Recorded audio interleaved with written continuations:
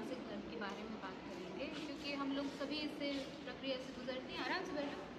हम सभी लोग इस प्रक्रिया से गुजरते हैं ना, हम सभी को ये दिक्कत होती ही है हर महीने, लेकिन हम इसको एक बीमारी समझ लेते हैं, जबकि ये क्या है, एक प्राकृतिक प्रक्रिया है, हमारे शरीर में होती है। हर महीने जो होते हैं अंडे बनते हैं, और अगर वो निषेचित नहीं होते हैं तो उसके बाद फिर टूट करके वो बाहर निकलते हैं और स्राव के रूप में। लेकिन अब इसको हम लोग जानने की क्या आवश्यकता है। 10वीं जब आप आएंगे, अभी तो आप कक्षा 9 में हैं, कुछ जो बड़ी दीदियाँ हैं ये लोग पढ़ चुकी हैं, तो इन लोगों को कक्षा 10 में पढ़ाया गया मानव प्रकृति।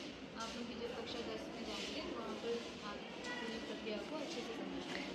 अब ये जो प्रक्रिया होती है वो उसमें हमको क्या साफ सफाई रखनी चाहिए। एक तो पहली बात है कि हम लोगों को इससे डरना नहीं है, ये कोई बीमारी नहीं है, ये एक सामान्य प्रक्रिया है जिससे हर कोई गुजरता है ना, दुनिया की हर एक महिला जो है उसको ये इस प्रक्रिया से गुजरना होता है। लेकिन हम लोग इसको बहुत ही छुपाते हैं, जैसे ये शर्मा रही थी, ऐसे ऐसे कर रही थी, यानी कि हम लोग इस चीज़ के बारे में या उस प्रक्रिया के बारे में बात ही नहीं करना चाहते ना। मासिक धर्म के बारे में हम बात नहीं करते हैं, उसको पीरियड के नाम से जानते हैं, उसको मासिक धर्म के नाम से जानते हैं ना, मेंस्ट्रुअल साइकिल के नाम से जानते हैं, क्योंकि हर महीने एक निश्चित समय के बाद ये प्रक्रिया होती है। अब महिलाएं हैं यहाँ पर, तो इनके बीच में बात करने में भी इनको देखो शर्म आ रही है, तो शर्माना नहीं है। तो कोई समस्या होगी तो तुम बात भी नहीं कर पाओगी, है ना। तो समस्या इसीलिए तो बात कर रहे हैं ना, हम लोग यहाँ पर बैठ के इसीलिए बात कर रहे हैं कि हम भी महिला हैं, आप भी हैं, और हम सभी को ये सारी प्रक्रिया से गुजरना होता है।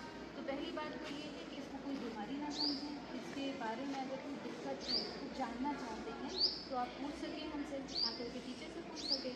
और क्या करना चाहिए, साफ सफाई करनी चाहिए इस समय, क्योंकि संक्रमण बहुत आसानी से हो जाता है। क्यों हो जाता है, क्योंकि गीला रहता है। आप अधिकतर ऐसे पैड यूज़ करते हैं, है ना, ये जो आप पैड यूज़ करते हैं ये इसमें क्या होता है, इस तरीके से पानी की रहती है ना। और उसके बाद इसीलिए क्यों ये पैक करके आया है, ये पैक करके इसलिए आया है ताकि इसके अंदर कोई संक्रमण ना हो। खुला भी हो सकता है ना, खुला जो होता है धूल मिट्टी लगेगी, जब धूल मिट्टी लगेगी तो क्या होगा, उसमें संक्रमण होगा, आपको बीमारी लग सकती है। इसलिए पूरी तरीके से ये पैक होकर के आता है। फिर जब ये इसको हम खोलते हैं तो इस तरीके से ये खुलता है ना। और इसको क्या करते हैं हम लोग, जो पैंटीज होती है उसमें लगा करके यूज़ करते हैं।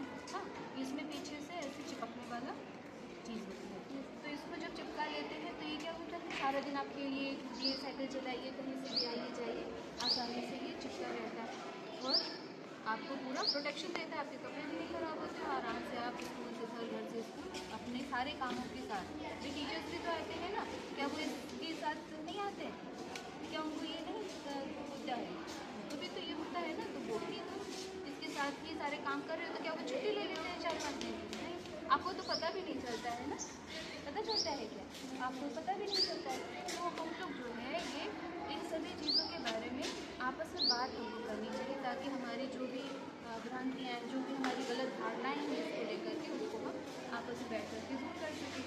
अब जब आपने ये साफ सफाई ये सब एकदम साफ अपने पैड यूज़ कर लिया है, तो अब इसमें आपको क्या करना चाहिए कि इसको समय से बदलना भी ज़रूरी है। जब आपका ये पैड आप यूज़ कर रहे हैं तो ये इसको पूरी तरीके से भरने से एकदम ही ये लीक ना करने लगे, उससे पहले ही आपको चेंज कर देना चाहिए।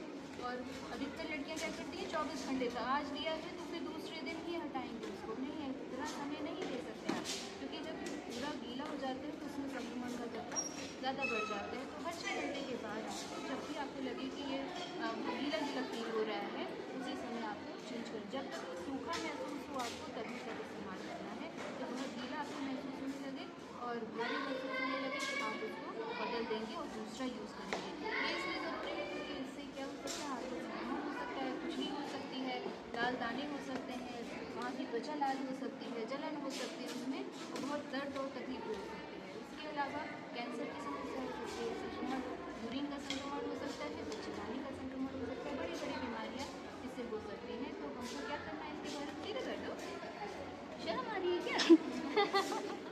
तो इसके बारे में अगर कोई भी समस्या आपको है कि कभी कभी किसी को मासिक धर्म ज़्यादा आता है, किसी को कम आता है, किसी को बिल्कुल ही कम आता है, या फिर बहुत दिनों के बाद आता है, या बहुत ज़्यादा पेट दर्द होता है, बदन दर्द, सिर दर्द होता है, पैर दर्द होते हैं, तो उन सारी समस्याओं को हमको क्या करना है, क्या करेंगे, छुपा के नहीं रखना है। क्योंकि मम्मी को पता होगा, मम्मी को भी आधी अधूरी, जैसे तुम नहीं बात करते आपस में, वो भी नहीं बात करते, उनको भी नहीं पता है। तो आपको क्या करना है, सामुदायिक स्वास्थ्य केंद्र में जो आशा बहुएं होती हैं या CHC होता है, सामुदायिक स्वास्थ्य केंद्र होता है, तो वहाँ पर जाकर के किसी महिला डॉक्टर से आप इस बारे में बात करेंगे। अगर कोई दिक्कत है तो आप मम्मी से कहेंगे कि मेरे साथ चलो, ठीक है।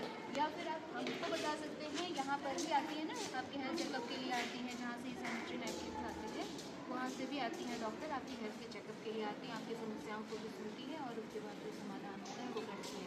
अब शरीर में कमज़ोरी भी आ जाती है तो आप लोगों को आयरन की गोलियाँ और आयरन का जो भोजन आयरन युक्त भोजन होता है उसको भी अपने भोजन में शामिल करना चाहिए, क्योंकि खून की कमी हो जाती है। लड़कियों को ज़्यादा जल्दी होती है क्योंकि मासिक धर्म होता है, लड़कों को तो उतनी खून की कमी होती नहीं है, भाई हम लोगों को ज़्यादा हो जाती है क्योंकि हर महीने एक निश्चित मात्रा में खून निकलता ही नहीं, तो उससे खून की कमी ना हो जाए, कमजोरी आ जाती है, आँख के नीचे काले घेरे आ जाते हैं, बाल झड़ने लगते हैं, चेहरा कमज़ोर सा दिखने लगता है, बीमार से लगने लगता है, ताकत नहीं है, जैसे हाथ पैर दर्द करता है, तो वो ये सारे सिम्टम्स, ये सारे लक्षण हैं कि आपके शरीर में खून की कमी है और आपको आयरन की गोलियाँ लेनी चाहिए। तो उनसे जल्दी तेज़ी से आपका बढ़ेगा, अच्छे पौष्टिक भोजन को आपको खाना चाहिए, व्यायाम करना चाहिए और जो साफ़ सफाई है वो पूरा करना चाहिए। ये तो हुई मासिक।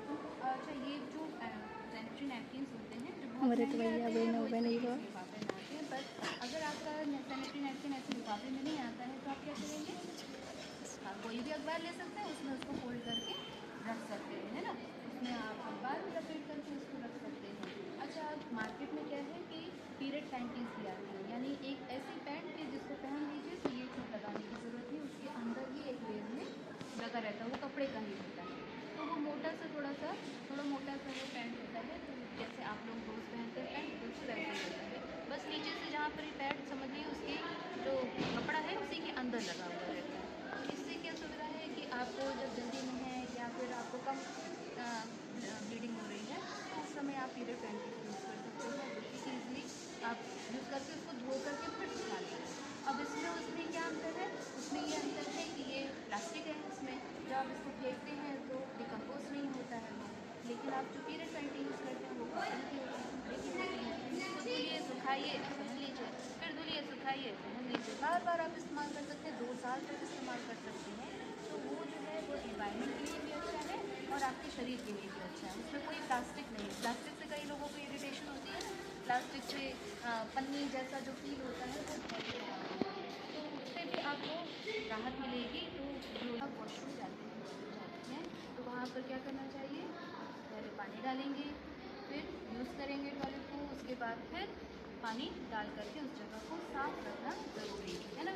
अगर गंदा होता है तो आप क्या करेंगे बताएंगे, गंदे में नहीं जाएंगे, अगर गंदे टॉयलेट को आप यूज़ करते हैं तो क्या होता है, उससे संक्रमण होता है। संक्रमण का मतलब क्या है कि वहाँ पर जो जीवाणु या बैक्टीरिया है वो आपके शरीर में पहुँच जाते हैं, जो कि खुजली, दाने और लाल चकत्ते और बदबू आने लगती है, यूफोरिया की प्रॉब्लम हो जाती है, श्वेत प्रदर्शित होते हैं, पैंटी में सफ़ेद पानी का बदबूदार सा पानी निकलता है, तो वो अगर समस्या होती है तो बहुत गंभीर स्थिति हो जाती है, यानी शरीर जो है वो बहुत ही अंदर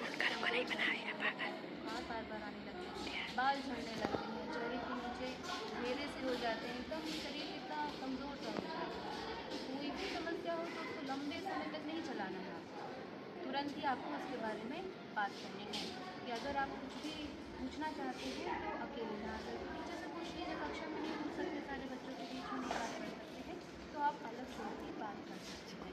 एक तो टॉयलेट में साफ़ सफाई रखिए, रोज़ सूखे हुए कपड़े पहनिए और पीरियड के समय में एक्स्ट्रा सफाई रखिए, डिटॉल से सफाई कीजिए। अब डिटॉल आता है ना, बॉटल आती है, तो डिटॉल पानी में डुबोइए और उस पानी से ही अपनी सफाई कीजिए, अपने कपड़ों की सफाई कीजिए, खास तौर से जो पैंट रहती है उसको अच्छे से सफाई कीजिए और धूप में अच्छे से सुखाना भी चाहिए। जब धूप में सुखाते हैं तो क्या करते हैं, मम्मी ने देखा होगा ना अपने कि वो जो ऊनी कपड़े होते हैं, अचार होते हैं या जो रजाई गद्दे होते हैं, सबको धूप में डालती है, तो धूप में डालती है, धूप में क्यों डालती है, ताकि उसमें कीड़े ना पड़े ना, उसमें जितने बैक्टीरिया होते हैं उनकी नमी होती है, उन सबको धूप क्या करती है, सबको समाप्त कर देती है। तो जब धूप में अच्छे से आप सुखाएंगे तो क्या होगा कि आपके कपड़ों में संक्रमण नहीं रहेगा, और फिर जब संक्रमण नहीं रहेगा तो फिर आप भी स्वस्थ रहेंगे और कोई दिक्कत भी नहीं होगी ना, आगे कोई दिक्कत नहीं होगी। साफ सफाई मस्ट है, लड़कियों के लिए तो बेहद ज़रूरी है कि आप साफ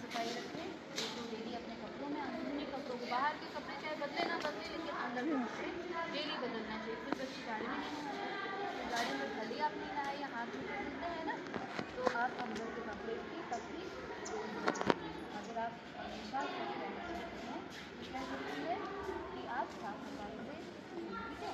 तो साफ सफाई बेहद ज़रूरी है। हम इसी वजह से इनको बुला रहे हैं कि ये सब कब आएंगे।